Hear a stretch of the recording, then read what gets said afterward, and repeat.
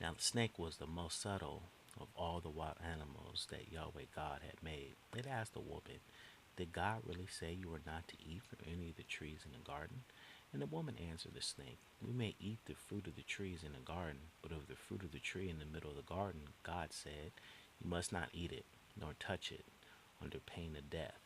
Then the snake said to the woman, "No, you will not die.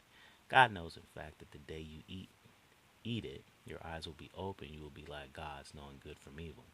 The woman saw that the tree was good to eat and pleasing to the eye, and that it was enticing for the wisdom that it could give. So she took some of its fruit and ate it. She also gave some to her husband, who was with her, and he ate it. Then the eyes of both of them were opened, and they realized that they were naked. So they sewed fig leaves together to make themselves loincloths. The man and his wife heard the sound of Yahweh God walking in the garden in the cool of the day, and they did hid from Yahweh God among the trees of the garden. But Yahweh God called to the man, "Where are you?" he asked. "I heard the sound of you in the garden," he replied. "I was afraid because I was naked, so I hid."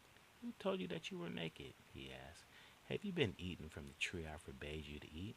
The man replied, "It was the woman you put with me. She gave me some fruit from the tree, and I ate it." Then Yahweh God said to the woman, "Why did you do that?" The woman replied, "The snake tempted me, and I ate." Then Yahweh God said to the snake, "Because you have done this, accursed be you of all animals, wild and tame. On your belly you will go, and on dust you will feed as long as you live. I shall put enmity between you and the woman, and between your offspring and hers. It will bruise your head, and you will strike its heel." Then the woman, he said, "I shall give you intense pain in childbearing. You will give birth to your children in pain. Your yearning will be for your husband, and he will dominate you." To the man he said, "Because you listened to the voice of your wife and ate from the tree of which I have forbidden you to eat, accursed be the soil because of you. Painfully will you get your food from it as long as you live. It will yield you brambles and thistles as you eat the produce of the land. By the sweat of your face you will earn your food until you return to the ground as you were taken from it. For dust you are, and to dust you shall return." And the man named his wife Eve because she was the mother of all those who live.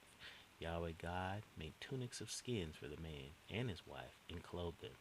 Then Yahweh God said, "Now that the man has become like one of us in knowing good from evil, he must not be allowed to reach out his hand and pick from the tree of life too, and eat and live forever." So Yahweh God expelled him from the Garden of Eden to till the soil from which he had been taken.